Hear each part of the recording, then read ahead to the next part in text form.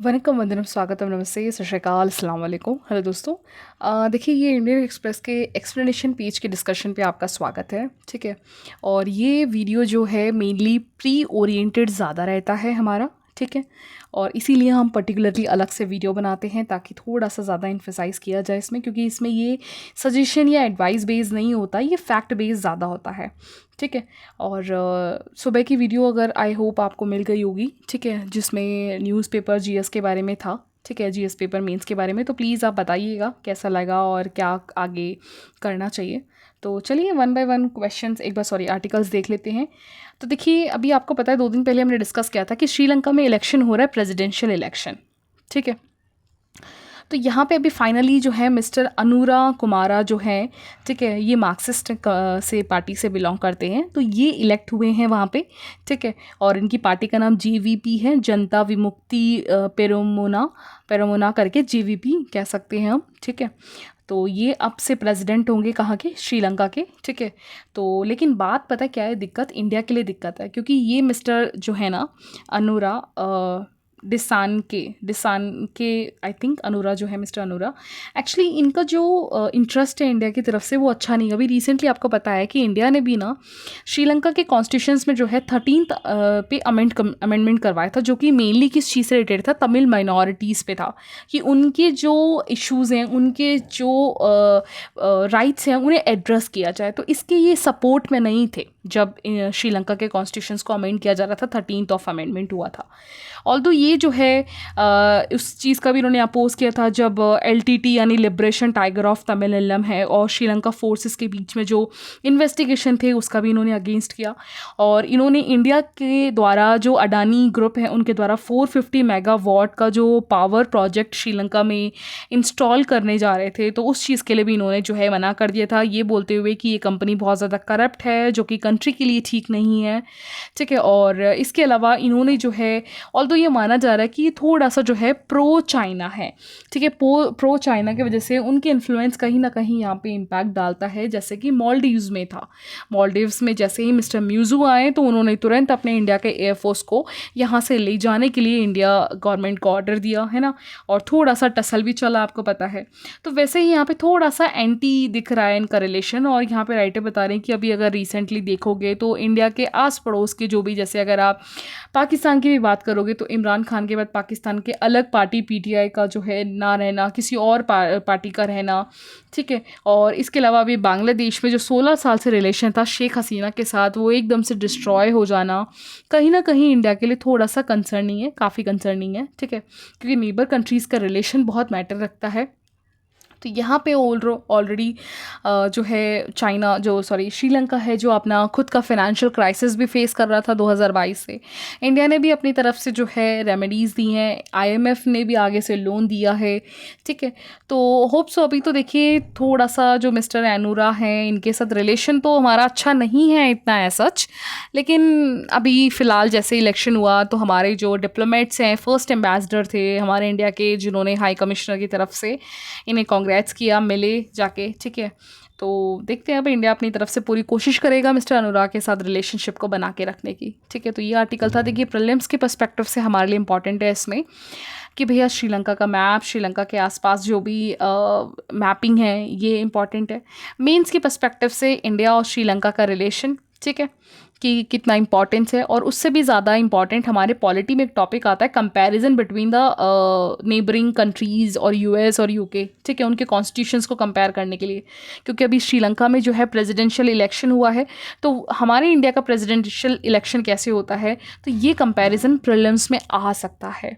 ठीक है, मेंस के लिए भी आ सकता है और प्री में भी आ सकता है, तो इस पर्सपेक्टिव से आप एक बार इसको रिवाइज करिएगा। ठीक है, इसके अलावा नेक्स्ट आर्टिकल है, देखिए यहाँ पे अभी क्या है, एक स्टडी पब्लिश हुई है जनरल अर्थ में। इसमें बताया गया है कि भैया जिस तरीके से आपके जुपिटर हो, सैटर्न हो, इन सारे प्लैनेट में कॉमन है कि इनके सराउंडिंग में एक रिंग दिखती है आपको। ठीक है, तो वैसा ही रिंग जो है ये माना जा रहा है कि अर्थ के इक्वेटर के सराउंडिंग में जो है रिंग अर्थ के पास भी एग्जिस्ट करता था पहले।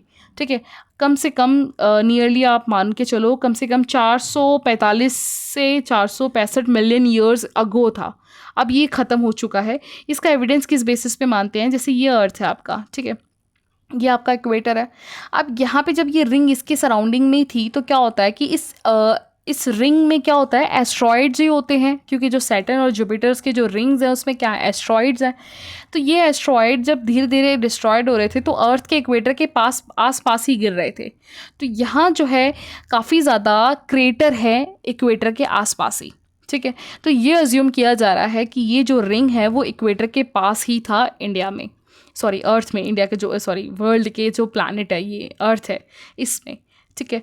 तो ये जो एस्ट्रॉयड का डेब्रीज है वो यहाँ आसपास, क्योंकि देखिए क्या होता है कि पूरे अर्थ पे अगर पूरा रिंग होता इस तरीके से तो वो डेब्रीज यहाँ गिरता, यहाँ गिरता, यहाँ गिरता, यहाँ किसी भी लैटिट्यूड पे गिरता, लेकिन पर्टिकुलर एक ही लैटिट्यूड के आसपास गिरना, यहीं आसपास गिरना, दैट मीन्स इससे पता चल रहा है ना कि ये इक्वेटर के सराउंडिंग में ही थी ये रिंग, ठीक है। तो इस चीज़ की खोज हुई है यहाँ पे, इस चीज़ का ये पता चला है। तो आप एग्जाम पर्सपेक्टिव से क्या इंपॉर्टेंट है मैं बता देती हूँ।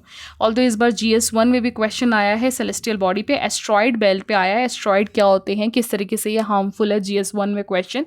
We will discuss further on other video कि किस तरीके से इसका आंसर होना चाहिए। लेकिन यहाँ पे मैं प्रीलिम्स के हिसाब से बता देती हूँ कि ज्योग्राफी में सबसे पहला चैप्टर सोलर सिस्टम आता है आपका, NCERT में भी है क्लास 11th में, वो आपको रिवाइज करना है यहाँ पे, ठीक है। और दूसरी बात यहाँ पे एक बार PYQ देखिए, सोलर सिस्टम से काफ़ी क्वेश्चंस आए हैं कि कौन सा ग्रुप, कौन सा प्लैनेट इनर प्लैनेट है, कौन सा जोवियन प्लैनेट है, किस में ज़्यादा, किस में कितनी डेंसिटी है, सीक्वेंस बताइए, लार्जेस्ट स्मॉलर बताइए, इस तरह के क्वेश्चन आए हैं। तो प्लीज़ आप एक बार PYQ को एनालाइज करिएगा और अपना जो स्टैटिक मटेरियल है उसको रिवाइज करिएगा, ठीक है। नेक्स्ट आर्टिकल है, यहाँ पे देखिए अभी क्या हुआ है कि महाराष्ट्र में भी इलेक्शन होने वाला है नवंबर में। अब इस चीज़ को ध्यान में रखते हुए यहाँ पे अभी अचानक से गवर्नमेंट ने 2 एक्शंस उठाए हैं, जिसमें गवर्नमेंट कह रही है कि बहुत सडन एक्शंस हैं। सबसे पहला तो एक्शन ये है कि स्टेट के द्वारा जो भी ऑयल, एडिबल ऑयल, जैसे सोयाबीन का हो गया, सनफ्लावर का हो गया, पाम ऑयल हो गया, ये 3 ऑयल है जो सबसे ज़्यादा इम्पोर्ट किया जाता है इंडिया के द्वारा, महाराष्ट्र भी है उनमें से। तो इन तीनों ऑयल पे सबसे ज़्यादा क्या कर दिया, इंपोर्ट ड्यूटी लगा दिया, यानी BCD, ठीक है, BCD लगा दी है यहाँ पे, ठीक है, BCD बोलते हैं इसको, यानी आप ले लीजिए बेसिक कस्टम ड्यूटी लगा दिया है यहाँ पे, बहुत ही हाइक कर रहा है, ठीक है। और कोविड के बाद सबसे ज़्यादा हाइक अभी देखने को मिल रहा है, ठीक। दूसरा डिसीजन जो लिया है गवर्नमेंट के द्वारा, दूसरा डिसीजन ये है कि जो महाराष्ट्र है, ठीक है, महाराष्ट्र के साथ साथ मध्य प्रदेश, कर्नाटका, तेलंगाना, जहाँ सबसे ज़्यादा सोयाबीन का प्रोडक्शन ज़्यादा होता है, इन स्टेट्स को अलाउ किया है ज़्यादा प्रोड्यूस करने के लिए, ताकि सोयाबीन को MSP के अंडर में प्राइजेस अलोकेट किया जाए मार्केट में, ठीक है। ऑल्दो यहाँ पे बताया जा रहा है, राइटर ये बता रहे हैं कि ये पूरा जो इनिशिएटिव है ना वो पॉलिटिकली और इकोनॉमिकली पर्सपेक्टिव है, क्योंकि यहाँ पे देखिए पॉलिटिकली तो ये, क्योंकि अभी जो है इलेक्शंस आने वाले हैं, ठीक है। दूसरा इकोनॉमिकली ये है कि यहाँ पे जो है इनसे प्रोड्यूस जो इनकम को क्या होता है कि बढ़ाना है फार्मर्स के लिए, है ना, क्योंकि हम जो है क्या होता है कि इम्पोर्ट बहुत ज़्यादा करते हैं इन एडिबल ऑयल से, और एडिबल ऑयल में ही बहुत ज़्यादा इम्पोर्ट से पैसा बाहर जाने की वजह से इन्फ्लेशन भी ऑलरेडी है हमारे पास, ठीक है। तो इस चीज़ को रिड्यूस करने के लिए यहाँ पे जो है इंडिया में सोयाबीन प्रोड्यूस जो मेजर स्टेट्स हैं उन्हें ज़्यादा प्रोड्यूस करने के लिए यहाँ पे बोला गया है, ताकि होल सेल में मंडीज़ में ये सप्लाई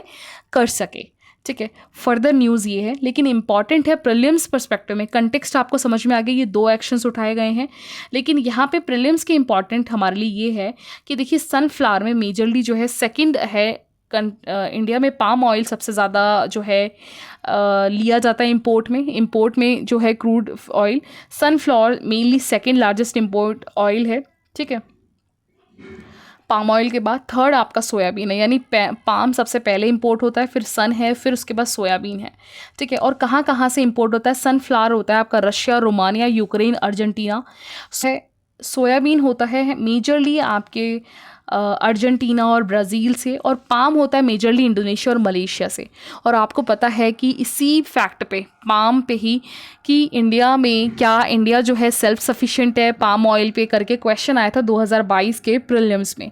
तो देखिए क्वेश्चन ऐसे ही बनता है जब आपको ये फैक्ट कंफर्म होना कि भैया न्यूज़ में था कि सोयाबीन का, पाम ऑयल का हम यहाँ इस कंट्री से लेते हैं, तो आप थोड़ा बेफिक्र रहते हो स्टेटमेंट्स को रीड करते टाइम कि भैया इसका आंसर ये तो नहीं है ना। तो इसी तरीके से मैं बता रही हूँ, आपको यहाँ से बहुत हेल्प मिलेगी। ऑल्दो यहाँ पहले से हमने जो है पाम ऑयल देखिए इंपोर्ट ज़्यादा करना शुरू किया है, क्योंकि बाकी ऑयल्स में पाम ऑयल सबसे ज़्यादा चीपेस्ट एडिबल ऑयल है ये, ठीक है। लेकिन अभी क्या है, सनफ्लावर जो है पूरे बहुत ज़्यादा प्राइस बढ़ चुका है इसका। देखिए जैसे डॉलर पहले जो है के आसपास पर डॉलर टन हो गया है, और तो ये प्राइस इंपॉर्टेंट नहीं है। और ऊपर से जब जियो पॉलिटिकल टसल चलता है, जैसे कि यूक्रेन रशिया का वॉर चला, तो क्या होता है कि वहाँ से जो ब्लैक सी से आने वाले शिप है उसे बंद कर दिया जाता है, तो नेगोशिएट बहुत ज़्यादा हाई प्राइस में होता है। तो यहाँ पे अभी रिसेंटली यूएन ब्रोकर्ड ब्लैक सी ग्रेन इनिशिएटिव एग्रीमेंट भी लाया गया, ताकि यूक्रेन से जो पोर्ट से यूक्रेन के पोर्ट का यूज़ करते हुए जो भी शिप्स आ रही हैं उसे रशिया के द्वारा बंद ना किया जाए। ऑयल्स की अवेलेबिलिटी जो भी सप्लाई होती है डेवलपिंग नेशंस में, उनमें बिना किसी हर्डल्स के भेजा जाए। ठीक है, तो यहाँ पे ग्रेजुअली सनफ्लावर हो या बाकी हो, इसमें प्रॉब्लम्स हैं। और ऊपर से यहाँ पे कुछ कंपनीज़ हैं महाराष्ट्र में, जैसे जेमिनी है, अडानी विलमार है, कालेश्वरी है, ये सारे आगे काम कर रहे हैं सनफ्लावर्स के प्रोडक्शंस को बढ़ाने के लिए, क्योंकि सेकंड द मोस्ट यूज़फुल या मोस्ट कंज्यूम ऑयल है हमारे इंडिया में, स्पेसिफिकली महाराष्ट्र और ये मध्य प्रदेश इन वाले रीजन्स में। ठीक है, उसके बाद सोयाबीन आता है। सोयाबीन को मेनली नॉर्थ और नॉर्थ ईस्टर्न कंट्रीज़ में जो है स्टेट्स में यूज़ किया जाता है विद द मस्टर्ड के साथ। और पाम ऑयल जो है मेनली आपके रेस्टोरेंट्स में यूज़ होता है, स्पेसिफिकली जो भी स्वीट शॉप्स है, बेकरीज़ हैं, स्नैक फूड है, ब्रेड है, बिस्किट्स हैं, ये सारे पाम ऑयल यूज़ करते हैं। ठीक है, और तो यहाँ पे जैसे डोमेस्टिकली भी अगर आप देखोगे तो यहाँ पे फोकस किया जा रहा है।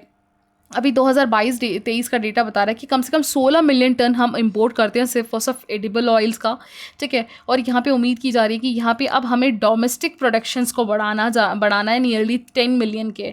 लेकिन अभी अगर आप पॉइंट वाइज देखोगे तो सोयाबीन सिर्फ 1 मिलियन है, कॉटन सीड 1.2 मिलियन है, राइस ब्रेन 1.1 मिलियन है, ग्राउंडनट 1 मिलियन है। एक्चुअली प्रोड्यूस बहुत कम करते हैं हम, और प्रोड्यूस से ज़्यादा हमारा कंजम्पशन बहुत ज़्यादा है लोगों का, है ना। तेल के बिना तो कहाँ खाना होता है हमारा।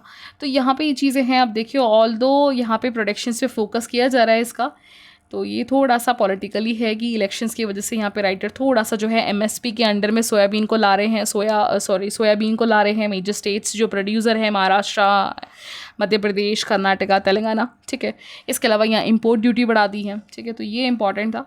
इसके अलावा नेक्स्ट आर्टिकल देखिए, यहाँ पे प्री मेंस का बता दिए, और ये GS3 में कवर होगा आपका। ठीक है, मेजर जो प्रोड्यूसिंग क्रॉप है एग्रीकल्चर के अंडर में। ठीक है, प्री ओरिएंटेड ज़्यादा क्वेश्चन आने का चांसेस है। इसके अलावा नेक्स्ट आर्टिकल है, देखिए अभी रिसेंटली क्या हो रहा है आपका COP29 में जो है नवंबर 11 से 22 में बाकू, अजरबैजान की कैपिटल बाकू में जो है क्लाइमेट की समिट होने वाली है। तो उस क्लाइमेट समिट में उससे पहले ही जो है अजरबैजान ने फोकस किया है नए चेंजेस लाने के लिए, क्लाइमेट फंड बनाने के लिए, ताकि इसमें इन्होंने फोकस किया है कि भैया आप वॉलंटरी कंट्रीब्यूशन किया जाए, स्पेसिफिकली वो कंट्रीज़ जो फॉसिल फ्यूल्स प्रोड्यूस करती है, या कोई भी कंपनी जो फॉसिल फ्यूल्स यानी आपका क्रूड ऑयल है ना, या कोल, इन सारी चीज़ों का जो यूज़ करते हैं, उनसे जो है इन्होंने बोला गया वॉलंटरी आप कंट्रीब्यूट करें क्लाइमेट चेंज पे। देखिए, आपको पता होगा कि पेरिस समिट 2015 के बाद से ये बोला गया था कि 2020 से जो है जो डेवलप्ड नेशंस हैं वो कंपल्सरी हर साल 100 मिलियन जो है वो कंट्रीब्यूट करेंगी। ठीक है, 100 बिलियन है ना एनुअली। ठीक है, लेकिन अभी तक कोई भी कंट्री जो है फुलफिल एक साल के अंदर किसी भी कंट्री ने कंट्रीब्यूट नहीं किया है। ऑल्दो इसका डेट एक्सपेंड कर दिया था, एक्सटेंड करके इन्होंने बोला कि 2025 से जो है हर 5 साल में, 2025 के बाद हर साल एवरी 5 ईयर्स जो है यहाँ पे बिलियन में 100 बिलियंस में जो है डेवलप नेशंस को फंडिंग करना पड़ेगा।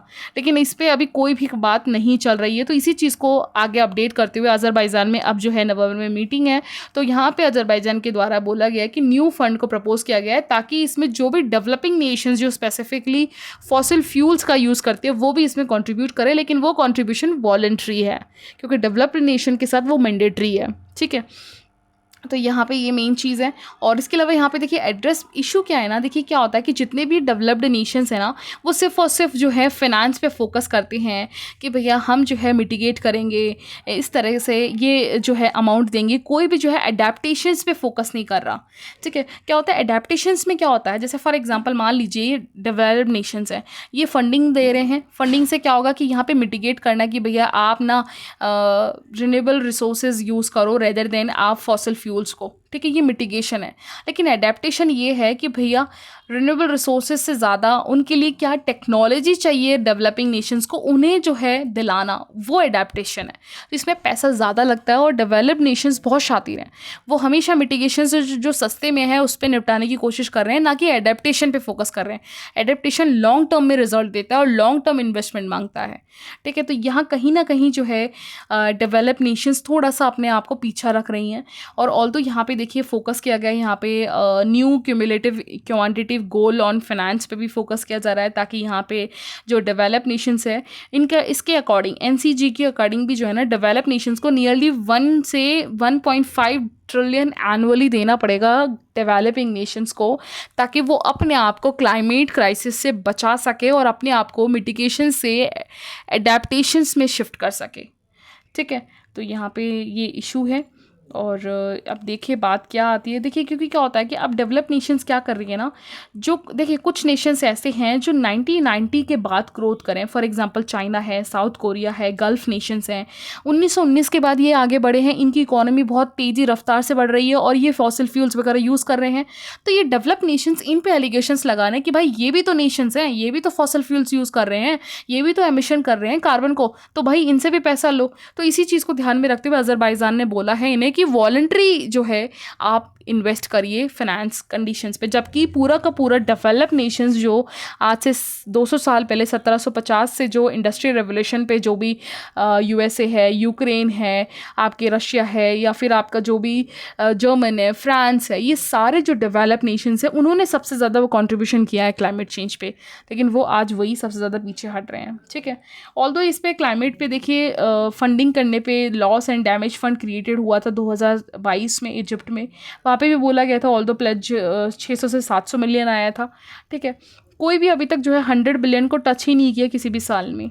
ठीक है, तो यहाँ पे ये आर्टिकल है ओवरऑल, तो ये प्रीलिम्स के लिए इंपॉर्टेंट है। तो प्लीज़ आप एक बार जो है कोप के बारे में रिवाइज़ कर लीजिएगा। कोप की मीटिंग्स जो है आज से 3 साल पहले की कब हुई थी, इस साल क्या, और अगले आने वाले साल में कोप कहाँ कहाँ होगा। ठीक है, और इसके अलावा जो क्लाइमेट फंड है इसके बारे में, और अजरबैजान का मैपिंग एक बार एटलस से एक बार रिवाइज़ कर लीजिएगा। तो ओवरऑल ये प्रीलिम्स के लिए ओरिएंटेड था। Thank you.